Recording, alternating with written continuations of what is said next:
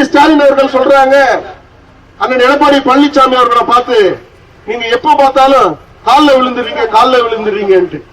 அவர் காலில் விழுகிறதெல்லாம் இருக்கட்டும், நீங்க டெல்லியில போய் எத்தனை வாட்டி காலில் விழுந்திருக்கீங்கன்னு சொன்னா வெளியில வெக்க கேடு உங்களுக்கு. இங்க போலீஸ் இடி ஆபீஸ்ல டிஎம்கே சொன்ன உடனே அடுத்த பிளைட்ட புடிச்சிட்டு டெல்லிக்கு போய் யார் யார் காலில் விழுந்திருக்கீங்களா நான் வெளியில சொன்னேன்னா உங்களால வாழ முடியாது. அது போன்ற சூழ்நிலை. ஒரு எளிய விவசாய குடும்பத்திலிருந்து வந்திருக்கக்கூடிய அண்ணன் எடப்பாடி பழனிசாமி அவர்களை முதல்வராக ஆக்கும் பொழுது ஒரு மாற்றம் உறுதியா வரும். அவர் இதுக்கு முன்னாடி அவர் செயல்பட்ட அந்த காலங்கள் பாருங்க. கரோனா நேரம் எந்த அளவுக்கு அவர் கரோனா நேரத்தில் தமிழகத்தை காத்தாருன்றது உங்களுக்கு தெரியும். டெல்லியில மோடி, இங்க அண்ணன் எடப்பாடி, 2 பேரும் காம்பினேஷன் சூப்பர் ஹிட் ஆகும். ஆனா இங்க எதுக்கு எடுத்தாலும் எனக்கு அவங்க 2000 ரூபாய் கொடுக்கல, எனக்கு 3000 ரூபாய் கொடுக்கல, எனக்கு 2000 கோடி கொடுக்கல, இதே சொல்லிக்கிட்டே இருக்காங்க. கொடுக்கல, செய்ய முடியலன்னு சொல்ற ஒரு அரசாங்கம் நமக்கு தேவையா?